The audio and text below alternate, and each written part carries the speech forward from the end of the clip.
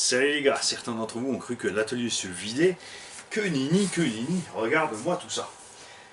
En fait, il y avait des véhicules qui étaient prêts pour une sortie, donc ils étaient posés ailleurs, et j'ai évidemment aussi des véhicules démontés à l'entretien.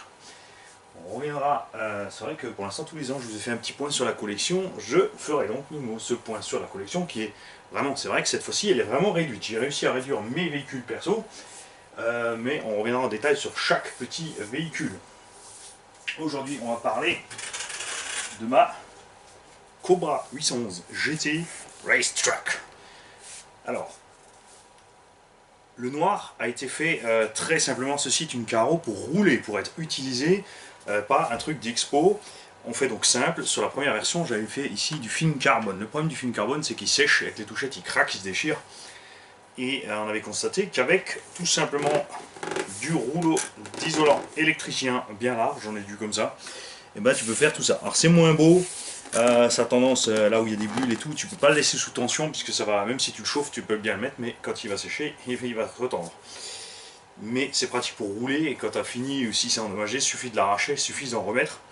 Sur la première carreau, j'avais aussi fait tout ceci à la peinture, etc. Enfin, j'avais fait beaucoup plus de détails. Mais là, on a fait simple. Je n'ai pas encore reçu tous les stickers. J'ai retrouvé le même pour le capot. J'ai retrouvé le même pour l'arrière et pour les portes, mais je ne les ai pas encore reçus. Manquera 2-3 choses qui nous venaient d'une autre carreau, donc on ne sera pas dessus, elle sera un petit peu différente. Ce que j'ai changé aussi, c'est la fixation de l'aileron. Sur le premier, j'avais fixé l'aileron directement ici avec 2 vis par côté, avec des cales différentes à l'arrière pour pouvoir changer l'angle. On a mis du caoutchouc tout simplement, ce qui permettait de serrer ou desserrer la vis et de changer instantanément l'angle. Là, j'ai pris tout simplement le béquet complet d'une GTS ou VT ou GTB, comme tu veux. Le châssis a tous les réglages d'origine, suspension, différentiel, etc. On va commencer par le rouler en 4S comme il est, avant de changer quoi que ce soit. Ensuite, comme j'ai reçu mes LiPo 3S, on pourra faire de l'essai en 6. Et on verra ensuite si effectivement ou non je passe en 8. Alors en 8 pas pour aller plus vite qu'en 6.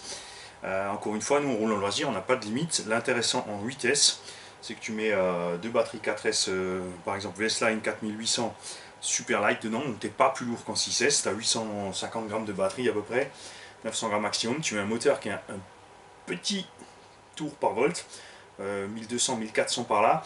Tu auras les mêmes perfs en 6S, c'est-à-dire entre 80 et 90 km/h de vitesse de pointe. Évidemment, on peut monter aussi même en 6S, mais nous, ça ne nous intéresse pas. On a constaté qu'un petit entre 70 et 80 sur la piste, ça nous va. Tout terrain, entre 60 et 70, on est content. L'avantage, c'est donc de pouvoir rouler à des vitesses, on avait fait sur une des Mugen, 90 km/h, 35 minutes d'autonomie. C'est pas mal du tout, surtout que, arrivé l'été, quand ça va chauffer, il suffira de réduire le pignon, tu restes un peu moins vite et tu pourras garder tes températures cool, surtout aussi au niveau des lipos, parce que quand tu roules à 90 en 6S, tu tires quand même plus fort dessus, tu chauffes quand même plus, alors qu'en 8, c'est zen. Ou alors je vais rester en 2x4S en parallèle, ça va très bien aussi. Ces derniers temps, je me suis un peu calmé sur la gâchette, avec certains véhicules, pas tous.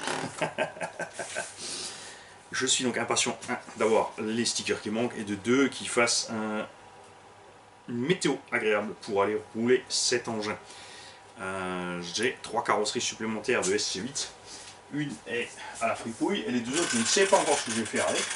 D'un côté, je suis bien tenté aussi de refaire la version grise, parce qu'elle me plaisait bien aussi. On verra donc tout ça au moment de l'avoir. J'ai aussi eu, si certains d'entre vous ont un Vario ZTW, un souci, puisque j'ai une carte de programme ZTW, comme j'ai déjà le 300 paires. Pourtant, impossible de programmer ce Vario avec cette carte. Et j'ai eu beaucoup de mal aussi à faire le neutre. J'ai monté ma Spectrum dessus, impossible de faire le neutre avec le ZTV, qui d'ailleurs fait le neutre comme comment il s'appelait, le Yakuza Boss. T'as la petite lumière bleue, le drôle de clignotis, il faut inverser la voie des gaz pour faire le neutre, patati patata. Enfin, tu commences à t'en sortir, ça marche. Finalement, c'est pas allé du tout avec les Spectrum. J'ai mis une radio TQI dessus en 70-30, c'est passé. Après, je suis passé en 50-50, j'ai réussi à la ramener 50-50, mais j'ai toujours pas réussi à mettre la Spectrum. Éventuellement, un souci de la plage de neutre au niveau du Vario, mais comme j'arrive pas à le connecter sur la boîte, il n'y a pas moyen. J'ai évidemment chargé tout ça sur le PC. Faut copier des patchs, faut coller des patchs pour les mises à jour, etc. C'est pas la gloire, c'est un peu flou tout ça. faudra que je me penche dessus, puisque là c'est vraiment du tout et n'importe quoi. Si monsieur tout le monde achète ce ZTV, il ne pourra pas l'utiliser, ce qui est complètement con.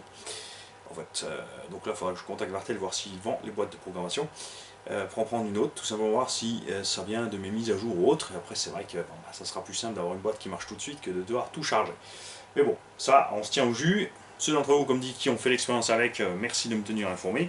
Ceux qui ont le même pépin, pareil, hein, mettez-le en dessous. Ça, quand on trouve la solution, on peut prévenir tout le monde.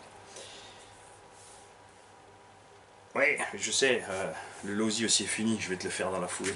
Salut, bonne journée.